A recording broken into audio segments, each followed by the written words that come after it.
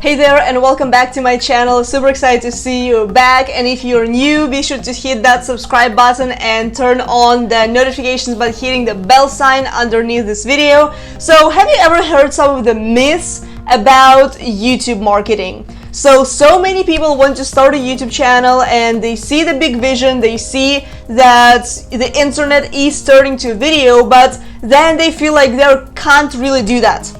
Can you relate to this? So there are so many different myths that I feel have to be debunked, and that's what I'm going to do in this video, so keep on watching.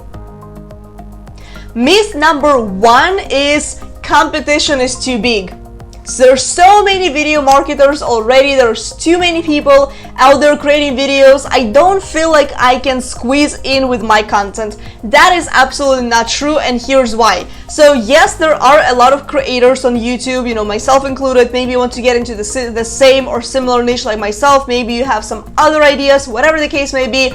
I gotta say that you have plenty of space and you have plenty of opportunity out there. Here's why. Because there's still so many people that are actually afraid of video marketing, which is why they never get started. That is number one. And number two, the people that are doing YouTube marketing, the people that are consistent right now, a lot of the times, actually most of the times, they give up before they experience any sort of success.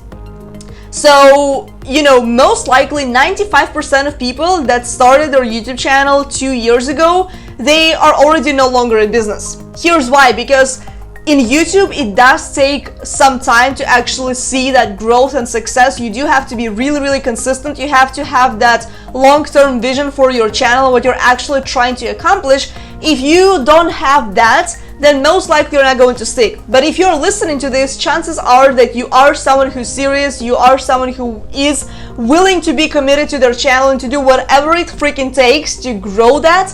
Then I gotta say that you do have advantage if you're going to be consistent. You do have an advantage if you are going to, you know, stick to it regardless what happens, right? So even if things get tough, even if it gets frustrating, even if you're going to be saying to yourself, I don't know what to talk about in my video, or I don't understand why I still stay stuck at the same number of subscribers, so promise me that you're actually going to stick to it instead of throwing in the towel.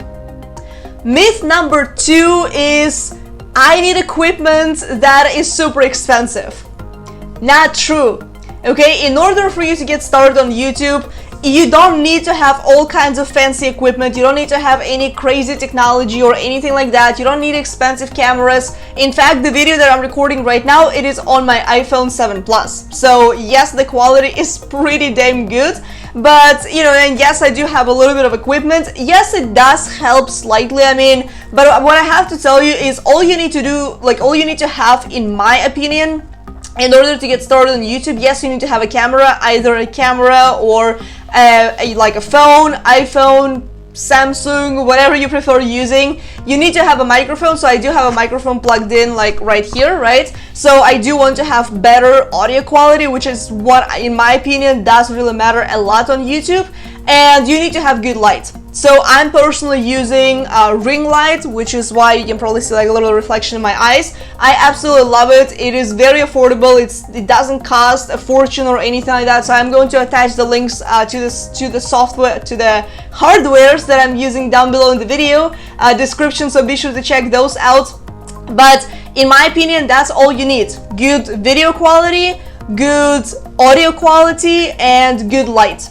In my opinion, that's about it, and then you need to have a good message, right? So there's a couple of other things that I'm personally using. Obviously, I'm in my home office right now. I have a backdrop behind me. I'm gonna attach the link down below for that as well, and then I have my desk where I work. So that's about it when it comes to fancy equipment. So you don't need to have it all figured out. You just have to start where you're at and then grow as you go.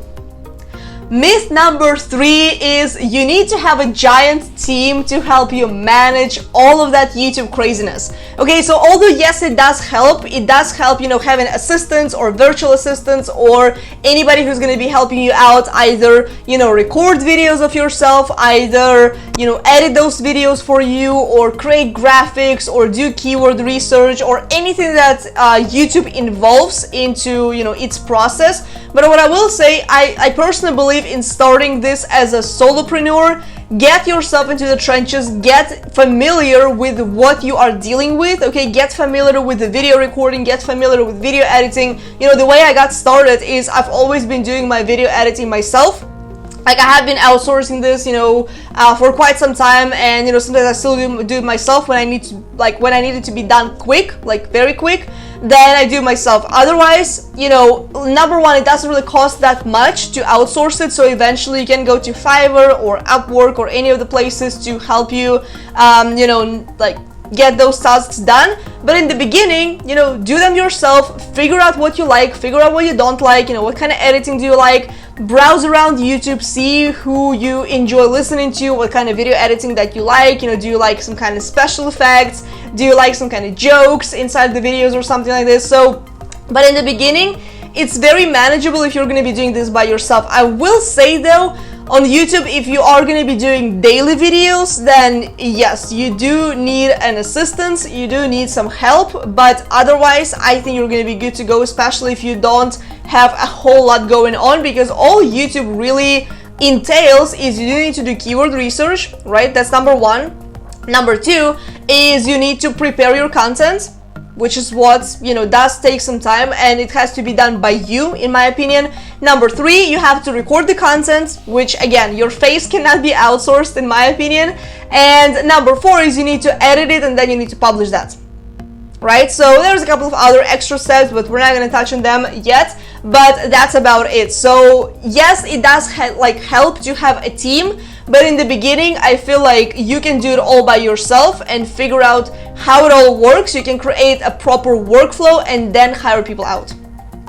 Myth number 4, you need to post daily. Oh my gosh. Okay, so there are some channels that are posting daily content and they're getting amazing results, and I follow actually several of them, but in my opinion, it's all about consistency. Okay, so it is better to create 2 to 3 good videos per week rather than, you know, you starting out being all hyped up and excited and you're like, I'm gonna do this daily, I'm gonna post video content, I'm gonna go full on crazy, but then what happens is that excitement is gonna go from here to over down, right? So your excitement is going to die down, and then just because your channel is not growing as fast as you want it to, then what's gonna happen is you're gonna be less motivated and less inspired to create those videos, and then you're gonna go from 7 videos a week to 5 to 3 to 1 and eventually to 0. I don't want this to happen to you. So my message is, if you are capable of creating 1 video a day on YouTube, then by all means, more power to you.